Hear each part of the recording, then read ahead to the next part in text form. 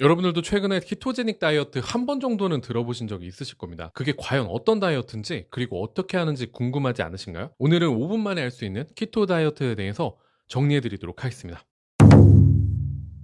키토제닉 다이어트는 간단하게 말하면 탄수화물을 제한하고 단백질과 지방을 충분하게 섭취하는 식단을 말합니다. 방향성에 따라서 단백질 섭취를 좀 더 강조하거나 좋은 지방을 더 섭취하는 것을 강조하는 게 있지만 공통적으로는 탄수화물을 제한하는 것이 핵심입니다. 그렇다면 왜 키토제닉 식단으로 살이 빠지는 것일까요? 우리의 몸은 평소에 탄수화물과 지방, 단백질을 에너지원으로 사용하면서 운동량이나 강도에 따라서 다양한 에너지원을 활용합니다. 가장 먼저 사용하는 것이 바로 탄수화물인데, 탄수화물을 먹지 않게 되면 지방을 에너지로 이용하는 키토시스 시스템으로 우리 몸이 전환되는 것입니다. 이렇게 시스템 전환이 이루어지게 되면 드디어 우리가 빼고 싶은 체지방을 분해하여 에너지로 만들어주기 때문에 아주 효율적으로 살을 빼실 수가 있는 것이죠. 체지방은 지방산과 글리세롤이라는 물질로 분해돼서 지방산의 70%는 근육 등을 움직이는 데 사용이 됩니다. 물과 함께 나머지 30% 정도는 간으로 보내지게 되는데요. 남는 지방산은 케톤체로 전환되면서 근육이나 심장,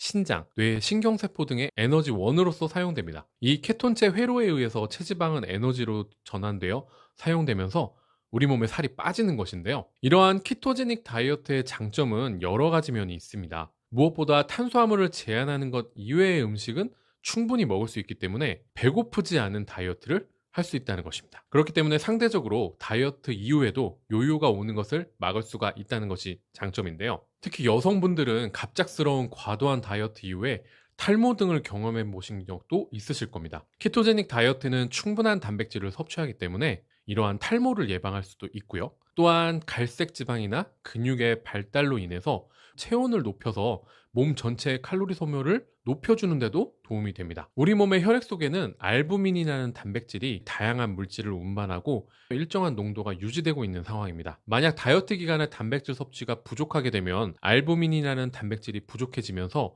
혈중 알부민 농도가 희박해져 버리는데요. 그렇게 되면 알부민의 혈중 농도를 유지하기 위해서 혈액 내 수분이 혈관 밖으로 새어나가게 됩니다. 세포와 세포 사이에 있는 수분이 증가한다는 것은 곧 부종이 생긴다는 얘기인데요. 즉 부어 보이는 것처럼 살이 찔 수 있다는 얘기입니다. 붓거나 하는 것으로 다이어트가 안 되시는 분들은 단백질을 반드시 많이 섭취하셔야 됩니다. 다음으로 본격적으로 키토제닉 다이어트 하는 방법을 알려드리도록 하겠는데요. 식단의 비율은 지방의 비율이 65%에서 75%, 단백질이 20%에서 25%, 탄수화물이 5%에서 10%로 구성하시면 됩니다. 추천되고 있는 음식으로는 연어나 참치, 고등어, 정어리 등의 생선과 탄수화물이 없는 채소류들, 양념이 된 고기는 제외된 육류들, 달걀과 브라질넛, 마카다미아, 치아시드와 같은 좋은 견과류 등과 MCT 오일 등이 가장 대표적으로 추천되고 있습니다. 그렇다면 내가 과연 케토시스 상태에 들어왔는지는 어떻게 확인할 수 있을까요? 저희 한의원에서는 체지방이 분해되는 상태를 측정할 수 있는 호흡 검사를 통한 기계를 보유하고 있는데요. 하지만 이러한 기계가 없는 여러분들도 키토제닉 식단을 시작하신 지 빠르면 2, 3일 정도부터 내 상태를 확인해 볼 수 있는 방법이 있습니다. 첫 번째로 과일향 또는 아세톤 향의 입냄새가 나는지, 두 번째는 체지방이 감소되고 있는지, 세 번째는 식욕이 감소되고 있는지, 네 번째는 일시적으로 나타나는 무기력과 피곤함을 느껴본 적이 있는지, 다섯 번째는 변비 또는 설사가 있는지, 여섯 번째는 집중력이 증가했는지, 일곱 번째는 불면증이 생겼던지, 여덟 번째는 체온이 상승하는지입니다. 키토제닉 식단을 하시게 되면 몸의 에너지원을 탄수화물에서 지방의 케톤으로 바꾸는 과정에서 초기 1, 2주 정도는 감기에 걸린 것과 같은 비슷한 증상이 나타나실 수가 있습니다. 이것을 키토플루라고 하는데요. 증상으로는 피로라든지 어지럼증, 불면증, 구토, 신경과민이나 집중력 저하, 탄수화물에 대한 갈망 등이 주요 증상으로 나타나실 수가 있습니다. 일종의 명현현상으로 보실 수도 있는데요. 이 키토플루를 극복하기 위해서는 적절한 운동과 수분 섭취를 증가시키는 것이 좋으며 지방의 섭취를 충분히 늘리고 소금도 섭취해 주시는 것이 도움이 될 수 있다고 합니다. 키토래쉬라고 해서 몸의 두드러기와 함께 심한 가려움증이 나타나실 수도 있습니다.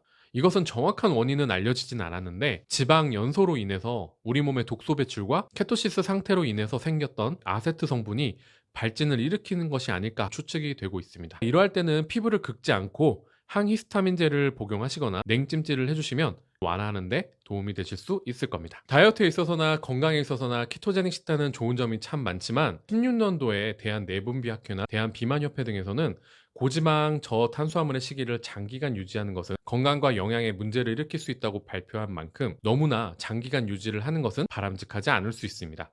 일반인이 저탄고지 시기를 장기간 유지하는 것은 권장되지 않기 때문에 반드시 주변의 다이어트 전문가와 상담하시는 것이 좋습니다. 뇌는 탄수화물의 섭취를 통해 생성된 포도당을 에너지원으로 사용하기 때문에 탄수화물의 섭취를 극도로 제한하면 오히려 반동작용으로 인해서 탄수화물에 대한 갈망으로 이후에 식욕을 더 통제하기 어려울 수도 있다고 합니다. 따라서 본인의 대사 상태에 맞춰서 적절한 탄수화물 섭취량을 조절하시면서 키토제닉 식단을 지속하시는 것도 무엇보다 중요합니다. 키토제닉 다이어트들도 체중 감량이 어려우시다면 서울과 부산에서도 찾아오시는 팔체질 다이어트의 도움을 받아보시는 건 어떨까요?